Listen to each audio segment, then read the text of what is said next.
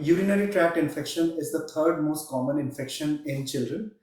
Studies report an incidence of about 4.5 to 7% among children having fever in infants and in preschool children. Um, Sometimes it may be an indicator of an underlying congenital anomaly, meaning thereby that the organ has not formed properly at birth and needs attention. The classical triad of hesitancy, meaning that the child hesitates to go to the washroom, burning micturition or a burning sensation while passing urine, and frequency and more frequency of urination are the classical signs in older children. In younger children, crying during micturition, meaning passing while passing urine, high grade fever, are and increased frequency of urination are the signs. And in less than 1 year, hesitancy in taking feed and high grade fever can be a sign of urinary tract infection. So, when the parents observe these symptoms, they must take the child to the pediatrician. The pediatrician generally advises for a urine routine microscopy and a culture to be done. Presence of more white cells in urine as well as leukocyte esterase positive indicate that the child has urinary tract infection.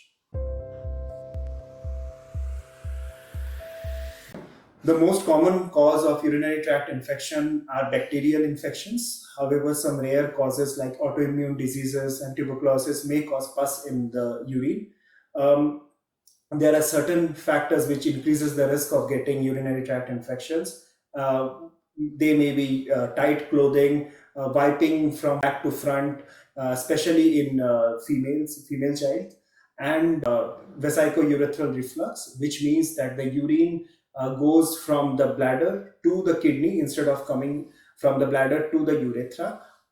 Some of these causes may be a little congenital, so getting the risk factors tested is of utmost importance.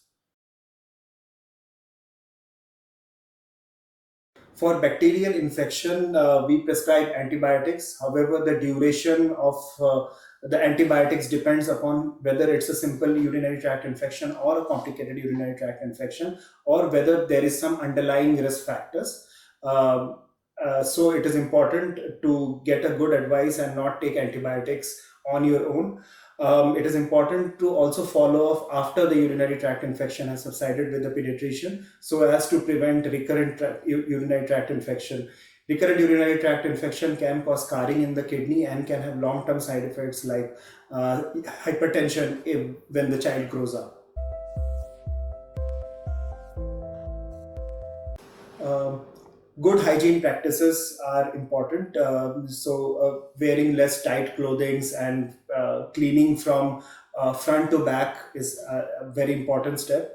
Um, Again, doing all the investigations for recurrent urinary tract infections. The pediatrician may ask you to do whether renal scan or ultrasound to see whether there are risk factors which can cause recurrent urinary tract infection, and early detection and thorough treatment of the urinary tract infection is very important.